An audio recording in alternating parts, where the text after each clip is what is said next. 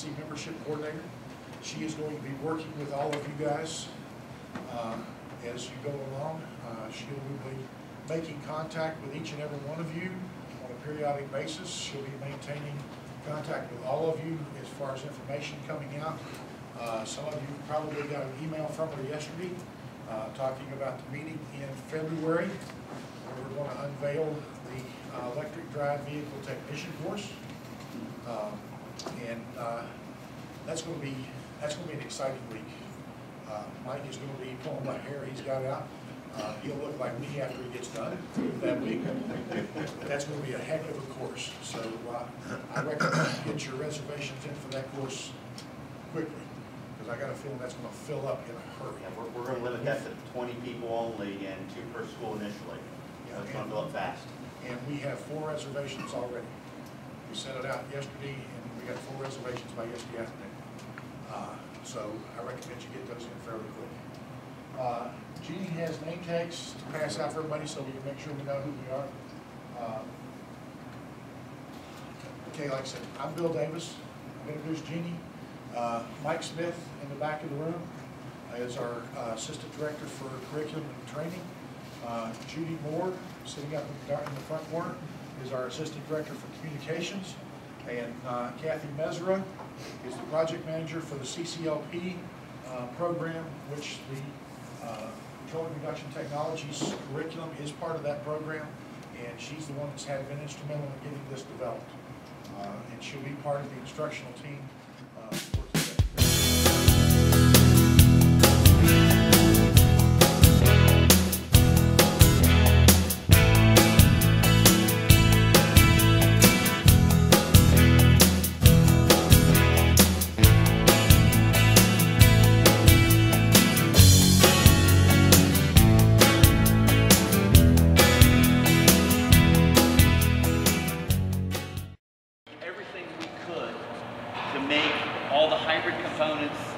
Visible as possible to either a technician, someone at an outreach education event, so it's very simple to see.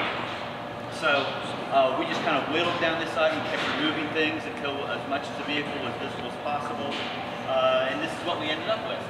It's a fully functional vehicle, starts, runs, drives. It's been dyno tested up to 35 miles an hour.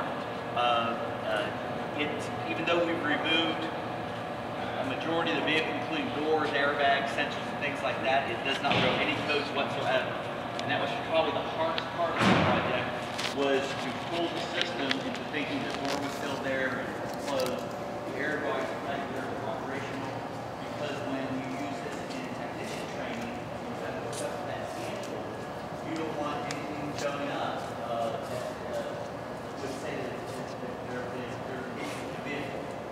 So, a couple things that we've done with it.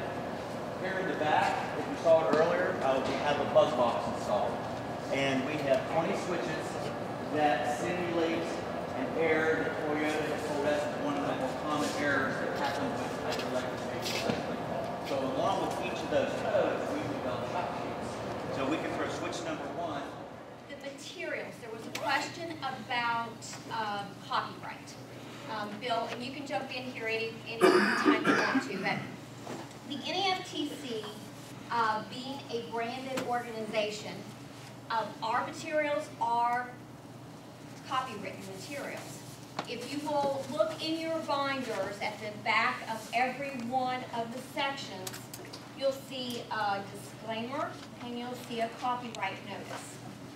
Now, as members of the Naftc, what that actually means for you is this. When you attend one of these classes and you get PowerPoint presentations and you get information to walk away with, yes, that is your information. You attended the class to use it in your classroom. What it doesn't give you the permission to do is to take that information and manipulate it and use it for whatever, okay?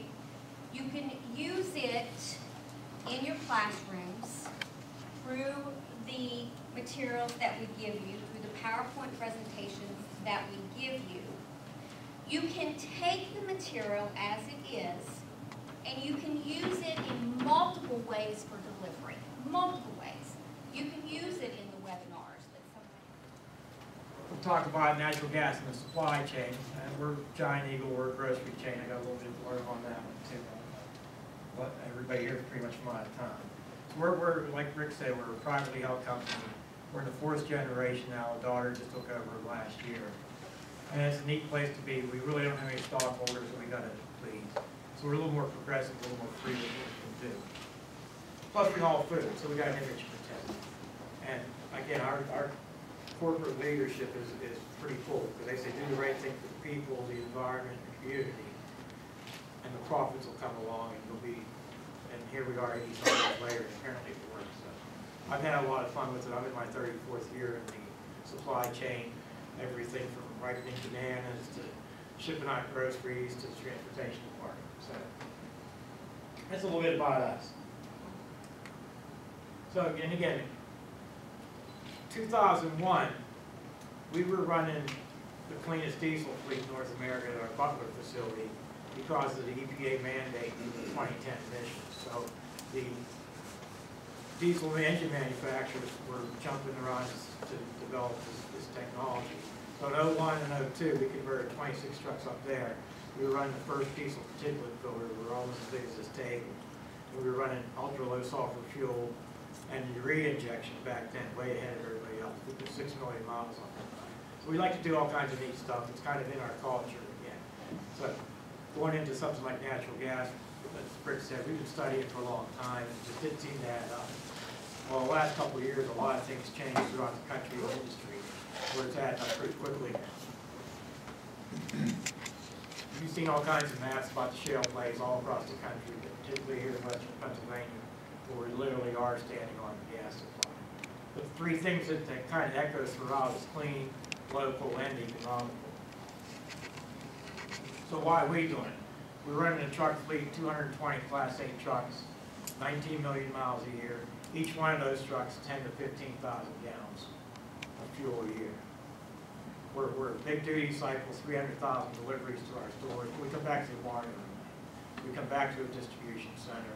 We don't go that far. Our average trip is about 260-mile round trip with 500 people tops. And we're proud to say we're running the cleanest Class 8 trucks in the world. How clean are they? Well, I take the blue one up in the right there would be a pre-emissions, like a 1985 series diesel truck. And started up and idled, I could idle 100 natural gas trucks to do the same emissions. That's how clean they are. So that says it right there. But again, a lot of companies, that's all good as well. And one of the things that was happening at this conference is ATA. It's kind of a take on that 99% to 1% divide. 1% of companies will do this because of that. But the other 99% of the companies are going to do it because of economics. But that plays into this too, it really does. So I also sit on for the National Private Truck Conference.